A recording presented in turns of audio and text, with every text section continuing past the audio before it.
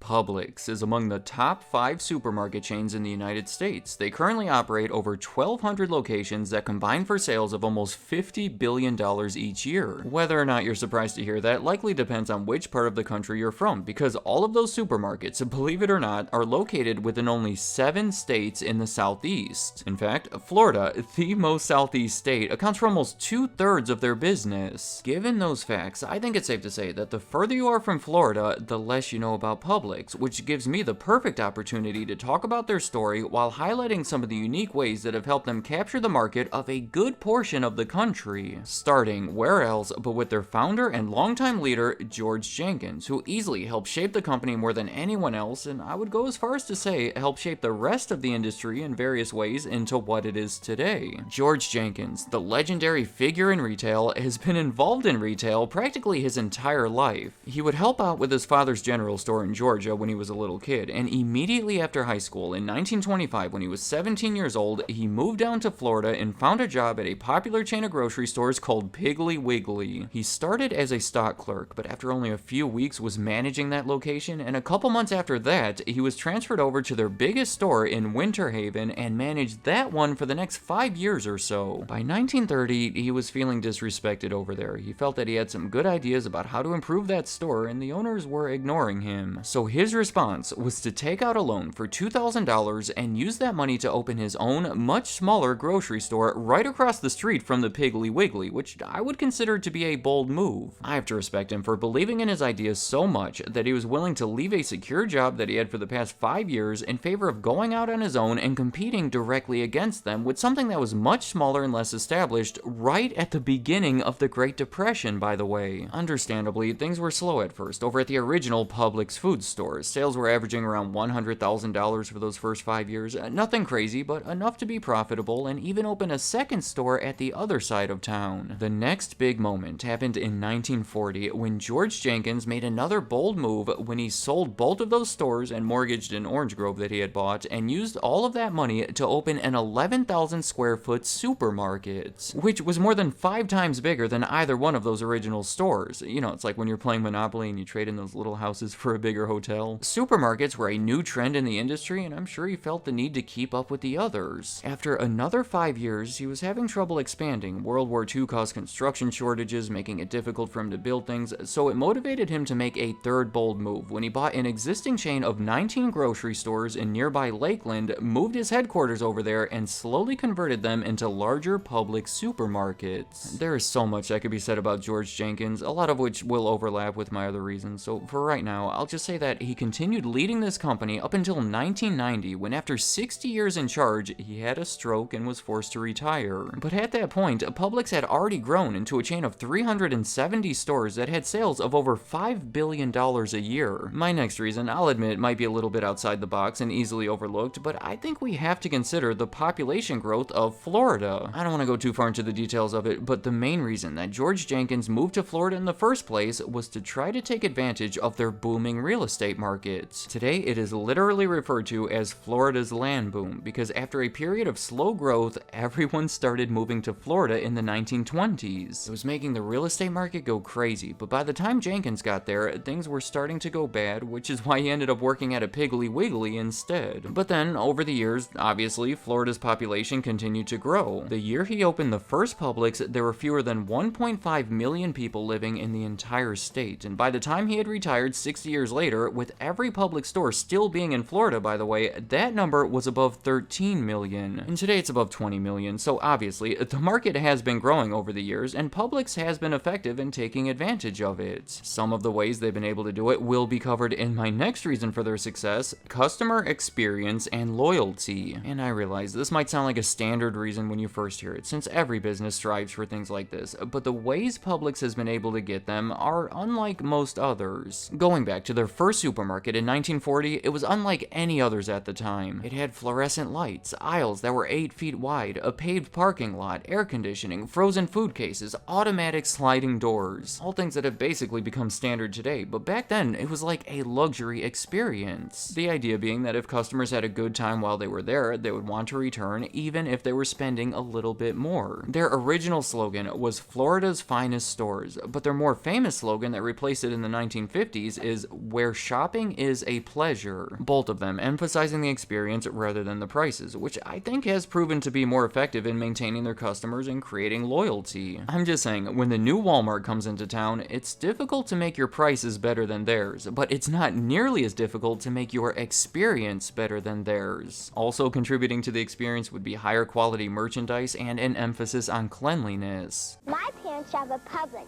because it's extra clean and the people are friendly. George Jenkins would even place money under pieces of garbage on the floor to reward the employee that went out of their way to pick it up. And that right there is actually starting to overlap with my next reason, employee satisfaction. Because for the customers to have a good experience, the employees have to be happy and doing their job properly, so Publix has gone through great lengths to make sure that's the case. In fact, have you ever seen all those lists about which companies treat their employees the best or whatever? Well, you will commonly see Publix on those lists, including one of the most popular ones, Fortune's 100 Best Companies to Work For. They have made that list every year since 1998. The overall approach toward their employees is to make them feel valued and cared about, and maybe most importantly, invested in the success of the business. One aspect of this would be their history of promoting people and filling top positions from within the company. Maybe the ultimate example of that would be their current CEO, Todd Jones. Actually, he was the first one to not be a member of the Jenkins family, but he started working at Publix in 1980 as a low-level front service clerk, and over the next 30 plus years worked his way up through bigger roles, ultimately becoming the CEO in 2016. Seeing an example like that among many others, it gives the employees motivation to work hard and stick with the company. Even aside from that, George Jenkins felt that it was important to entertain the ideas from employees at any level, because remember his experience over at the Piggly Wiggly? They wouldn't listen to his ideas, which proved to be good ones, and discouraged him enough to leave altogether. So he built this company on the principle that employees should feel valued and could potentially provide some good ideas. The store managers, they have traditionally had a high level of control when compared to competing chains, leaving the central company out of things as much as possible, again going off those same principles. Probably the biggest aspect to this that makes them stand out the most from all the other companies would be their ownership structure. According to Forbes, it is estimated that the Jenkins family owns about 20% of the company, but remember, this is a big company, so even at only 20%, it makes them one of the richest families in America, with a net worth of over $8 billion. The other 80% is actually owned by Publix employees, and at 232,000 employees, they're the largest employee-owned company in the entire country. In the 1950s, they began to sell company stock to the employees as a way to make them more invested in their jobs, you know, like a pride and ownership kind of thing. They own a portion of the company, so they want to see it do well. In the 1970s, they established an official employee stock ownership plan, and today you're automatically enrolled in that program and given stock after you've worked for them for 1,000 hours within a full year. And I've expressed how much Publix has been growing over the years, so depending on the timing of the market and how long you've worked there, you could potentially make a lot of money this way. Again, I want to make it clear that Publix is not on the stock market. Ironically, the public cannot buy it. It is only available to those 232,000 employees, which so far, based on their stock performance, has been a big motivator and a big benefit of working there. Overall, if you work at Publix, there are many things in place to make you invested, motivated, and hopefully doing your job to its fullest. But I feel like I should mention that, especially in the 1990s, Publix has had a sketchy history involving potential discrimination of their employees. I encourage you to look further into it on your own if you want more details to draw your own conclusions, but they have been the defendant in some high-profile cases involving racial and gender bias as far as wages and hiring practices. My fifth and final reason behind the success of Publix would be their use of technology, because once again, Publix has been somewhat of a pioneer in the supermarket industry through their use of various technologies. In the 1970s, they were early adopters of price scanners, when they were using more of them than almost any other business in the country. By 1980, they were the first supermarket to install barcode scanners in every store, making them among the fastest and most efficient. That same year, they were installing ATMs inside of their stores, at a time when they were not even available at most banks. By the end of that decade, they even had automatic checkout lanes that gave customers the option to scan their own groceries. All of this kind of goes back to my third reason, because the fact that Publix has been so concerned with the experience they offer, they've been proactive in seeking out new technologies that'll potentially make things faster and easier for their customers. So there you have it. It's not a complete list, but those are what I believe to be the biggest reasons behind the success of the legendary grocery store Publix. I wanted to cover this because even if you're from one of the 43 states that's not familiar with them, they have made their impact, and I think it's a great story. A young businessman taking risks, helping shape his industry in the process, and growing with the area around him, putting a unique emphasis on customer experience above all else, and achieving that mostly through employee satisfaction and various technologies. I don't see how there could be another story like it, and I'm proud to be the one to share it, so let me know in the comments, what do you think about Publix, the story of it, and the store itself? Do you shop there? And if so, does your experience match up with the points in this video? And if you are one of those 232,000 employees, how has that been? And any other thoughts you have about Publix or anything else discussed in this video, leave them in the comments. I'd like to hear what you have to say. It's the little things that make the difference, that makes Publix Publix.